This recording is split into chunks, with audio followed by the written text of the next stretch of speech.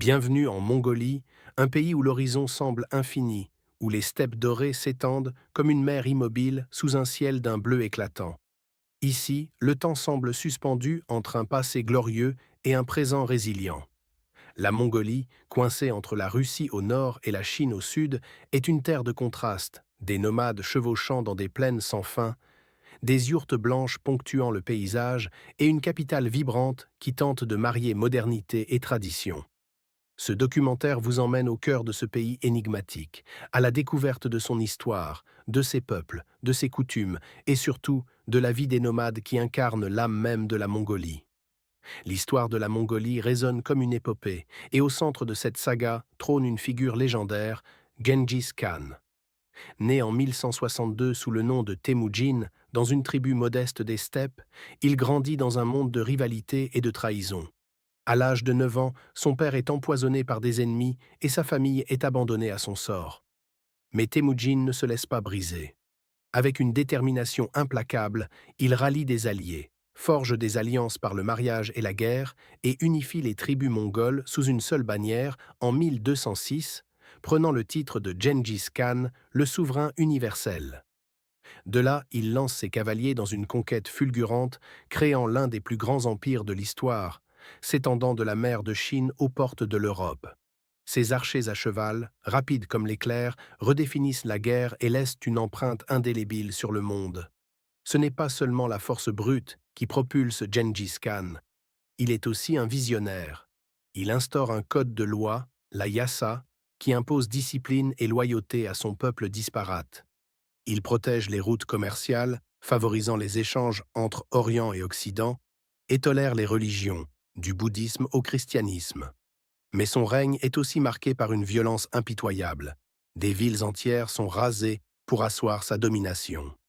À sa mort en 1227, son empire est une mosaïque de cultures et de terres, un héritage que ses successeurs, comme Kubilai Khan, porteront jusqu'aux confins de l'Asie. Après la chute de cet empire colossal, la Mongolie sombre dans l'ombre sous la domination de la dynastie Qing chinoise pendant des siècles, avant de retrouver son indépendance en 1921 sous l'influence soviétique. Aujourd'hui, elle oscille entre ce passé monumental et un avenir incertain, mais le nom de Gengis Khan reste gravé dans chaque pierre de la steppe. Remontons le temps pour marcher dans les pas de Temujin, celui qui deviendra Gengis Khan. Né près de la rivière Onon, dans une Mongolie déchirée par les guerres tribales, il voit le jour dans des conditions rudes. Un caillot de sang dans la main, un présage, disent les légendes, de son destin de conquérant. Son enfance est une lutte pour la survie. Après la mort de son père, sa mère, He Helun, élève seule ses enfants dans la misère, leur apprenant à chasser et à se méfier de tous. Adolescent, Temujin est capturé par une tribu rivale et enfermé dans une cage en bois. Mais il s'échappe, révélant déjà une ténacité hors du commun. Sa vie adulte est une ascension fulgurante. Il épouse Burt, son amour de jeunesse, mais elle est enlevée par une tribu ennemie, les Merkites. Temujin rassemble une petite armée pour la libérer, une quête qui marque le début de son unification des tribus. Son génie réside dans sa capacité à transformer ses ennemis en alliés.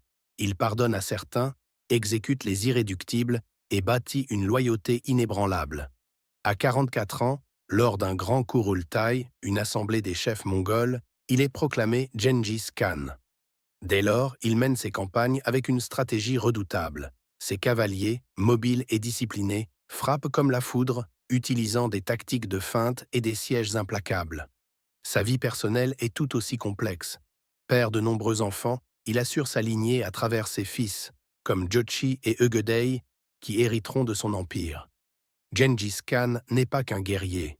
Il est un homme de son temps, imprégné des croyances chamaniques de la steppe, consultant les esprits avant chaque bataille. Sa mort, entourée de mystères, peut-être d'une chute de cheval ou d'une maladie, ne fait qu'amplifier son mythe. Enterré en secret, sa tombe reste introuvable, comme s'il avait voulu que la steppe elle-même garde son souvenir. Aujourd'hui, en Mongolie, il est plus qu'un héros. Il est une icône, son visage ornant les billets de banque, son esprit invoqué dans chaque toast porté à la grandeur passée. Avec seulement 3,4 millions d'habitants, pour un territoire grand comme 3 fois la France, la Mongolie est l'un des pays les moins densément peuplés au monde. Environ 40% de sa population vit encore de manière nomade ou semi-nomade, un mode de vie qui défie le temps. Les Mongols sont majoritairement issus de l'ethnie Khalkha, mais le pays abrite aussi des minorités comme les Kazakhs à l'ouest, célèbres pour leur chasse à l'aigle, ou les Tsaatan, éleveurs de rennes dans les forêts du nord. Chaque tribu porte ses propres traditions, son dialecte, ses chansons, mais toutes partagent un amour profond pour la steppe et un respect quasi spirituel pour la nature. Un héritage que Gengis Khan lui-même a honoré en sanctifiant les montagnes et les rivières. Imaginez-vous au milieu de la steppe. Le vent murmure à travers l'herbe haute et au loin, une yourte se dresse, humble mais robuste. C'est ici que vivent les nomades mongols, un peuple dont la vie est dictée par les saisons et les besoins de leurs troupeaux. Les nomades élèvent des chevaux, des chèvres, des moutons, des yaks et des chameaux, les 5 museaux, comme ils les appellent. Leur quotidien est un ballet bien orchestré. Au lever du soleil, les hommes partent à cheval surveiller le bétail, tandis que les femmes préparent l'aïrag, un lait de jument fermenté ou tissent la laine. Les enfants, eux, galopent déjà sur leurs petits chevaux, apprenant dès leur plus jeune âge à devenir des cavaliers hors pair, comme leurs ancêtres sous les ordres de Gengis Khan. La yourte, ou gère, est bien plus qu'un abri. C'est un symbole de résilience et d'harmonie. Facile à démonter et à transporter, elle suit les nomades dans leur migration saisonnière à la recherche de pâturage. À l'intérieur, un poêle central réchauffe l'espace et chaque objet a sa place. Les tapis colorés, les coffres en bois, les images de Bouddha ou de divinités chamaniques. La porte s'ouvre toujours vers le sud, un clin d'œil au soleil, et entrer dans une yourte sans frapper est une invitation tacite à partager un thé salé ou une histoire. Les traditions nomades sont riches et ancrées dans une spiritualité mêlant chamanisme et bouddhisme tibétain. Les ovus, ces monticules de pierres sacrées, jalonnent la steppe. Les nomades y déposent des offrandes pour apaiser les esprits de la terre, un rituel que Gengis Khan lui-même respectait. Les chants de gorge, profonds et vibrants, racontent des légendes de héros ou célèbrent la beauté des montagnes.